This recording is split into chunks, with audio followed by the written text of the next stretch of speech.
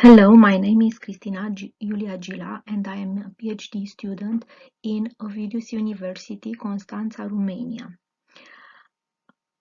I will present today the subject Challenges and Achievements of European Education Ministers on Information Exchange and Collaboration within the European Economic Community between 60s and 80s. This paper is a sequence from the doctoral thesis on the historical evolution and perspectives of the European Union's education policy. The story of European construction started from bold projects, then transformed into concrete actions in various fields of activity.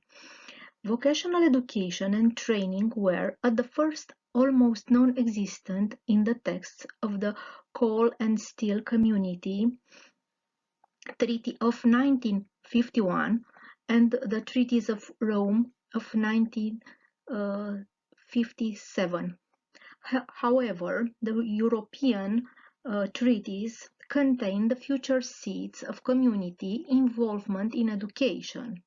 Although education and training were not explicitly mentioned in the text of the treaties, mentioned only when they facilitated economic development and cooperation, their defining role is emphasized in the meetings of education ministries. The main question is why education is important for political leaders in 60s and 80s. This study will focus on the importance of education for the political leaders and ministers in various European countries. They have tried to identify solutions to common challenges after 1960s, such as the oil crisis or student movements. The wind of change in education came with the meeting of heads of state or government in Bonn, Bad Godesberg on July 18, 1961, where it was proposed to expand cooperation in the field of education, research and culture, recommending regular meetings.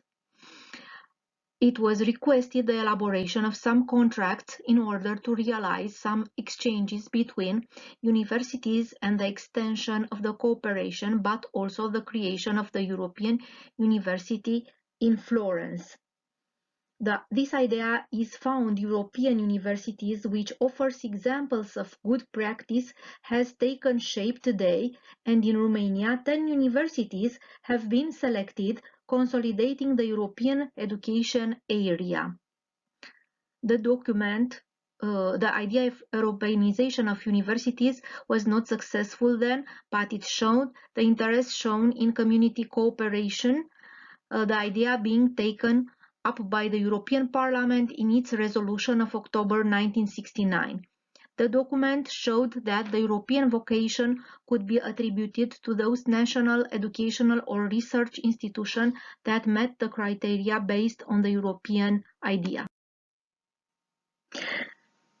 The Minister of National Education, Edgar Faure, in France between 1968 and 1969 began the reform process in this field. Thus, the law of November 12, 1968 on higher education opened the doors of universities, giving them wide autonomy and supporting the need to establish centers, research and teaching of a university council to include student delegates, local representatives of all educational actors. Another measure adopted was to encourage multidisciplinarity.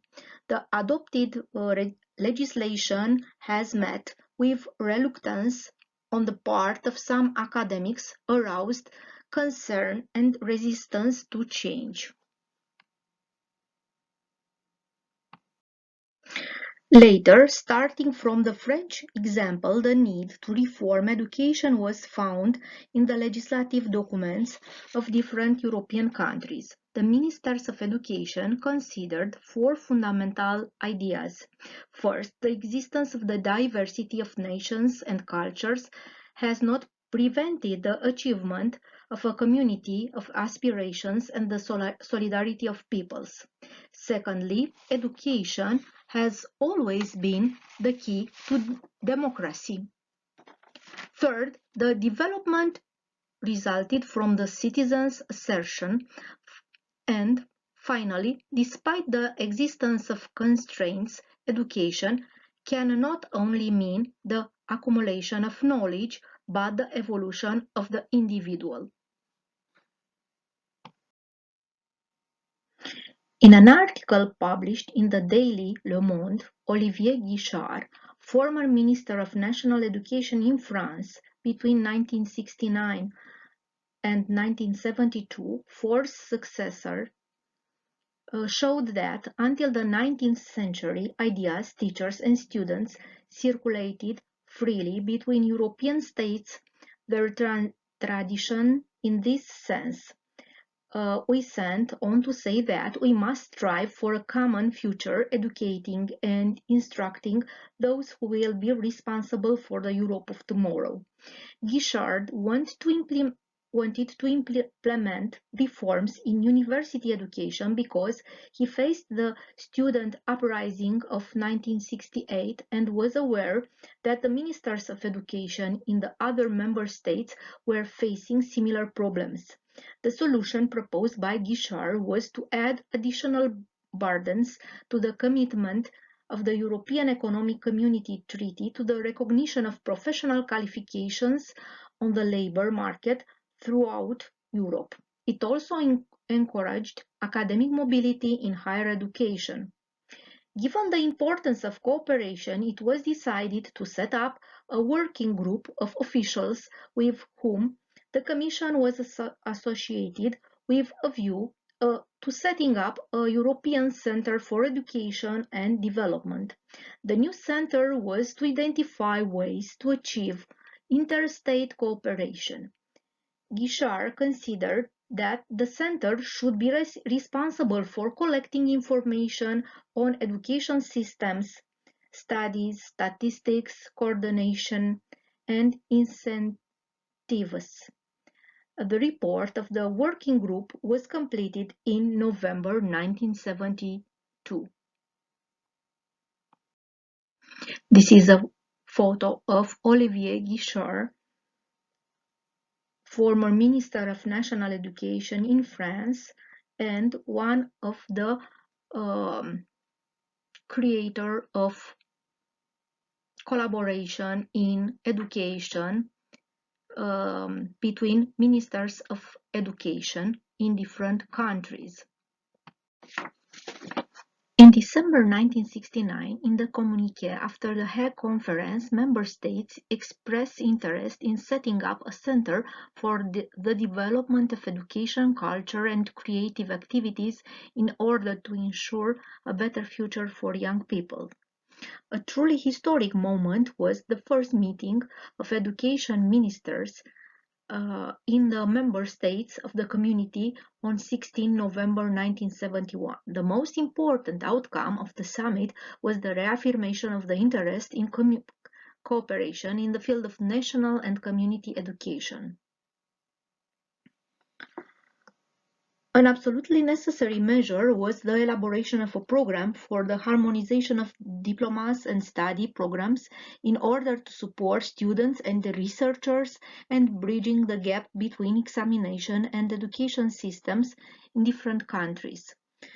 The analysis of the 35 experts in the field of education was presented in February 1973 by Harry Yane and was enthusiastically received by members of the Commission and subsequently submitted to public debate. The paper summarized the problems and challenges facing states in education systems. The report's contribution was considerable because it led to the breakdown of the taboo surrounding the education sector while at the same time raising doubts.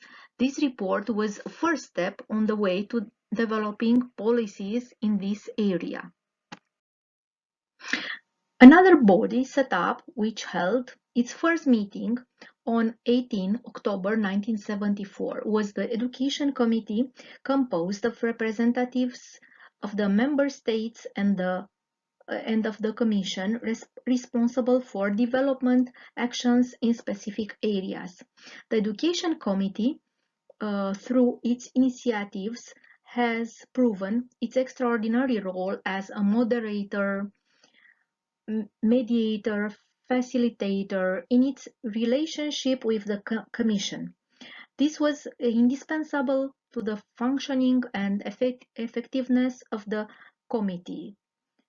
This education forum was cautioned at first, but at the same time cooperation has steadily progressed, with education gaining a special place in the debates at European level. The resolution of the Ministers of Education of 1974 set out principles that recognized the value and the diversity of national education systems, and member states implemented jointly established community actions. The principles set out in the resolution aimed at education not being identified as an element of economic life, adapting cooperation in education to the objectives and requirements of the field, respecting the traditions, diversity of policies and education systems of countries in building cooperation. Ministers of Education have developed a unique formula for collaboration within the community by mixing classic institutional models, council practices, and the commitment of ministers of education to work together continuously. The document was adopted in June 1974. The resolution of the Ministers of Education was adopted in June 1974 as a result of the Commission's reflection. The resolution established the 7 priority areas for action for cooperation, such as intellectual education, promoting of closer relations between systems, documentation, statistics, cooperation between academic institutions, recognition of diplomas, study periods, mobility for students, teachers and researchers, equality chances, language learning. In 1975, a number of measures were taken by the intelligence offices to extend the study of the history of Europe and the organization of the European institutions in secondary education. The European Centre for Education proposed projects to coordinate and promote national schemes, but also offered teaching materials, notes, audiovisual materials, videotapes. For the period 1976 and 1986, the implementation of the resolution focused on six priority areas of action: education of migrant workers and their children, collaboration between European education systems, cooperation in higher education, language teaching, equal opportunities collection of updated documentation and statistics. Meetings at the level of education ministers highlighted a deepening and strengthening of cooperation, outlining new directions of action, and providing in-depth knowledge of education systems and the possibility of implementing a wide range of European programs for the period after 1980. In conclusion, meetings and exchanges of education ministers were important steps in the successive development of joint education and training programs with a view to increasing quality and improving cooperation at European level.